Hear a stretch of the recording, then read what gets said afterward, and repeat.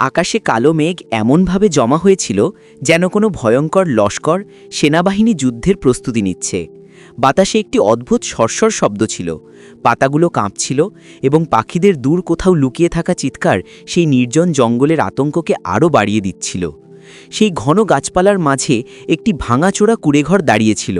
সেই কুঁড়েঘর কোনো সাধারণ মানুষের ঘর মনে হচ্ছিল না, বরং যেন কোনো পথভ্রষ্ট মানুষের শেষ আশ্রয়। সেই কুঁড়েঘরে রাজু নামের এক জোয়ান ছেলে থাকত, একা, শান্ত এবং জঙ্গলের অভ্যাসের মতো হয়ে যাওয়া। বহু বছর ধরে সেই কুঁড়েঘরই তার ঘর, তার জগৎ এবং তার দুনিয়া হয়ে উঠেছিল। রাজুর মুখে সময়ের ক্লান্তি লেখা ছিল, তবে চোখে এখনও একটি অদ্ভুত উজ্জ্বলতা অবশিষ্ট ছিল, যেন সে কোনো অনাহুত গল্পের অংশ। জঙ্গলের প্রতিটি কোণ, প্রতিটি গাছ তার পরিচিত ছিল।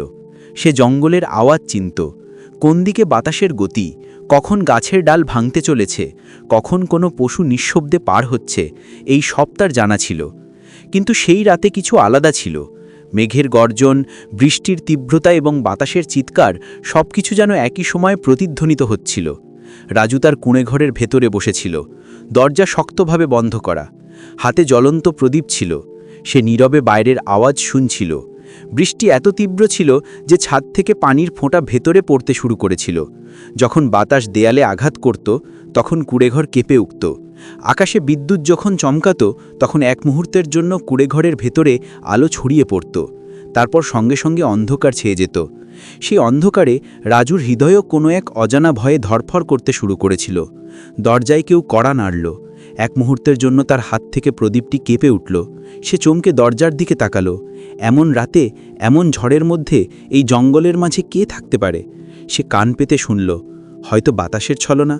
কিন্তু আবার কড়া নাড়ার শব্দ হলো, এবার আরও স্পষ্ট এবং সামান্য দ্রুত। রাজু সাহস সঞ্চয় করল। সে ধীরে ধীরে দরজার কাছে গেল। তার হৃদয়ের ধরফরানি এখন ঝড়ের আওয়াজের থেকেও জোরে ছিল। হাত দরজার হুড়কোয়ায় রাখল, এক মুহূর্তের জন্য ইতস্তত করল, তারপর ঝটকা দিয়ে দরজা খুলে দিল। সামনে যে দৃশ্য ছিল তা এক মুহূর্তের জন্য তাকে পা স্থির করতে ভুলিয়ে দিল। দরজার বাইরে একটা নওজোয়ান মেয়ে দাঁড়িয়েছিল। বৃষ্টিতে ভিজে তার পোশাক শরীরের সঙ্গে সেটেছিল। চুল থেকে পানির ফোঁটা টানা ঝরছিল। তার মুখে ভয়ের রেখা ছিল, চোখে অসহায়তা এবং শ্বাসপ্রশ্বাস দ্রুত। বিদ্যুতের ঝলক এক মুহূর্তের জন্য তার মুখ আলো করে তুলল। সে রূপসী ছিল, কিন্তু সেই সৌন্দর্য আতঙ্কে মোড়ানো ছিল। রাজুর মুখ থেকে স্বতঃস্ফূর্তভাবে বেরিয়ে এলো, কে তুমি? এত রাতে এই জঙ্গলে তুমি কি করছো? মেয়েটির ঠোঁট কাঁপল, কণ্ঠস্বর কাঁপতে কাঁপতে বেরিয়ে এলো, ভাইজি, আমার নাম রাধিকা। আমি কাছের কামরাজনগরের বাসিন্দা। তার কাপড় ভিজে গিয়েছিল, তার বাহু ঠান্ডায় কাঁপছিল। কিছু লোক আমার পিছু নিয়েছে। সে কাঁদতে কাঁদতে বলল, ওরা আমাকে মেরে ফেলতে চায়, আমার ইজ্জত লুটতে চায়। আমি পালিয়ে এসে জীবন বাঁচিয়েছি। আমার আশ্রয় চাই, দয়া করে আমাকে বাঁচান। রাজুর হৃদয়ে সহানুভূতি জাগল। সে দ্রুত দরজা বন্ধ করল, মেয়েটিকে ভেতরে আসার ইশারা করল। কুঁড়েঘরের ভেতরে মৃদু আলো ছিল। বাইরে ঝড়ের গর্জন তখনও প্রতিধ্বনিত হচ্ছিল। সে একটি পুরনো চট বিছিয়ে দিল, একটি প্রদীপ জ্বালিয়ে দিল যাতে অন্ধকার কিছুটা কম হয়। এখন আলোতে মেয়েটি কিছুটা পরিষ্কার দেখা যাচ্ছিল। তার চোখে ভয়ের ঝলক ছিল, তবে তার সাথে একটি ব্যথা এবং একটি লুকানো রহস্য অনুভব হচ্ছিল। রাজু নীরবে জিজ্ঞেস করল, তুমি কি জানো তুমি কোন জঙ্গলে এসেছ? এই জায়গা সাধারণ মানুষের জন্য নয়। রাধিকার চোখ নিচে ঝুঁকে গেল। আমি জানি ভাইজি, কিন্তু আমার কাছে অন্য কোনো পথ ছিল না। তারপর ধীরে ধীরে বলল, আমি রাজা বিক্রম সিংয়ের মেয়ে। আমার বাবা মা এখন এই পৃথিবীতে নেই। তাদের চলে যাওয়ার পর মানুষের নজর আমার সৌন্দর্যের উপর পড়ে গেল। কেউ আমার রক্ষক হয়ে এলো, কেউ ভালোবাসার অজুহাতে, কিন্তু সবার পেছনে একই উদ্দেশ্যে ছিল, আমার শরীরকে দখল করা। আমি পালিয়ে বেরিয়েছি, লুকিয়ে থেকেছি, কিন্তু আজ ওরা আমার খুব কাছে পৌঁছে গিয়েছিল। আমি শুধু পালাতে লাগলাম, আর হয়তো কিসমত আমাকে এখানে এনেই দাঁড় করিয়েছে। কুঁড়েঘরে এখন শুধু প্রদীপের নরম আলো ছিল, বাইরে ঝড়ের বৃষ্টির আওয়াজ এবং দুজনের মাঝে একটি অজানা নীরবতা। রাজু মনে মনে ভাবল, এই মেয়েটি কি সত্যি বলছে? এই জঙ্গলের মতো সেও কি কোনো রহস্য লুকিয়ে রেখেছে? কিন্তু সেই মুহূর্তে তার হৃদয়ে একটিই কথা ছিল, সে ভীত, তার আশ্রয় দরকার। এবং সেই ভাবনা নিয়েই সে তার কাছে বসল। প্রদীপের শিখা টিপ টিপ করে জ্বলতে লাগল, আর ঝড় তার পুরো তীব্রতায় গর্জন করতে লাগল, যেন এই রাত কিছু অস্বাভাবিক হওয়ার সাক্ষী হতে চলেছে। রাজু নীরবে বসে রাধিকার কথা শুনতে থাকল। কুঁড়ে ঘরের ভেতরে প্রদীপের হলুদ আলো দেয়ালে হালকা হালকা কম্পন সৃষ্টি করছিল। বাইরে বৃষ্টির ফোঁটা ছাদের দ্রুত পড়ছিল, যেন কেউ হাজারো আঙুল দিয়ে বাঁশি বাজাচ্ছে। তবুও কুঁড়ে ঘরের ভেতরে এক অদ্ভুত শান্তি এবং ভয় দুটোই একসাথে অনুভূত হচ্ছিল। সেই নীরবতা যা কখনো কখনো ঝড় থেকেও বেশি শব্দ করে। রাধিকা কথা বলা শেষ করেছিল, কিন্তু তার চোখে এমন কিছু ছিল যা শব্দে প্রকাশ পায়নি। রাজুর মনে একটি প্রশ্ন উঠছিল, এটা কি সত্যি সব কাকতালীয়? এই মেয়েটি কি এমনই হঠাৎ এই জনশূন্য স্থানে এসে পড়েছে, নাকি তার আসার পেছনে কোনো রহস্য আছে? সে নিজেকে বোঝানোর চেষ্টা করতে থাকল, কিন্তু প্রতিটি মুহূর্ত তাকে নতুন কিছু ভাবতে বাধ্য করছিল।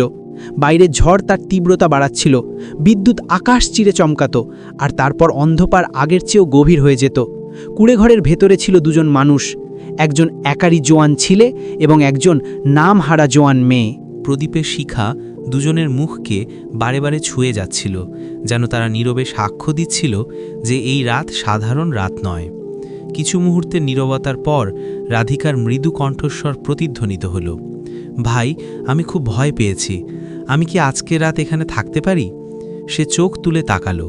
তার চোখে ভয়ের সাথে একটি অদ্ভুত নিষ্পাপতা ছিল। সকাল হলেই চলে যাব, শুধু এই রাতটুকু কাটাতে দিন, সে বলল। রাজু কিছুক্ষণ তাকে দেখতে থাকল।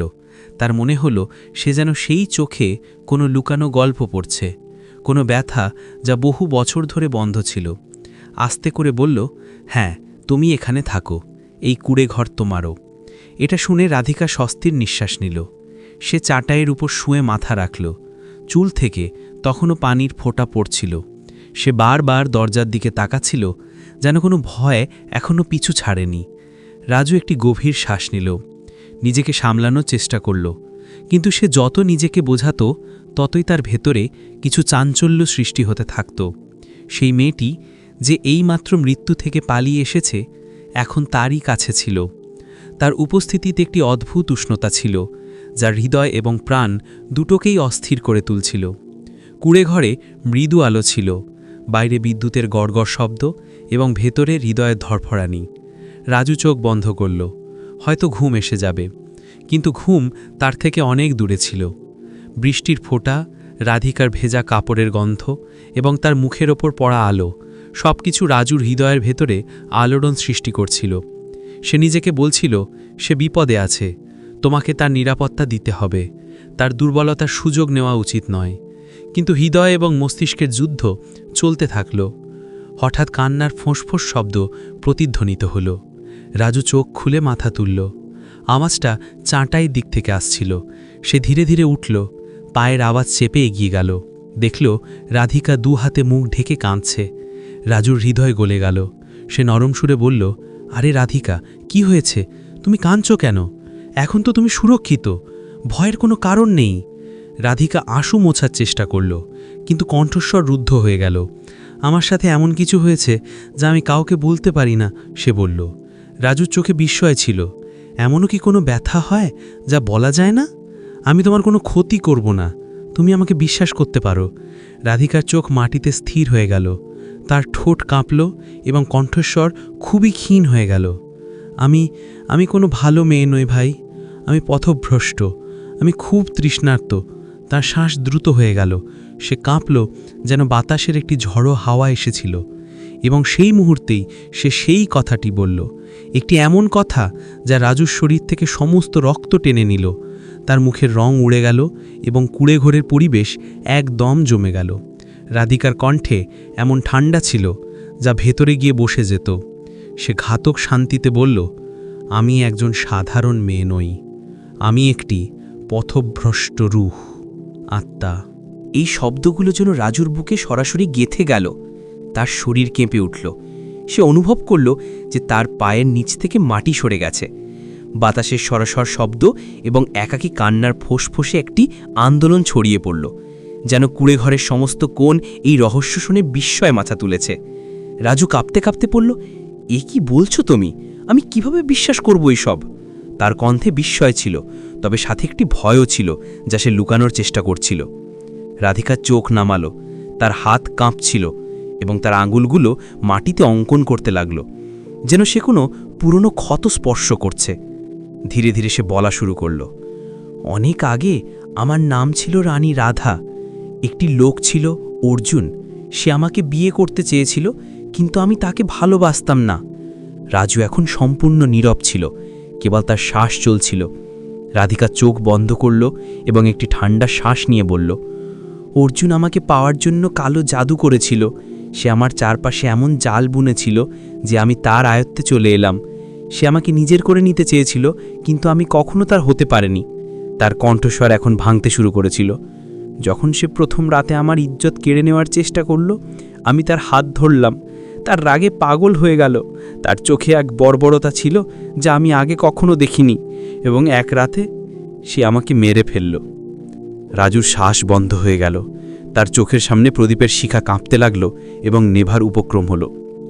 রাধিকা বলল, মরার সময় সে বলেছিল, তোর রূহ মানে আত্মা ততক্ষণ মুক্ত হবে না যতক্ষণ না তুই কারো কাছে।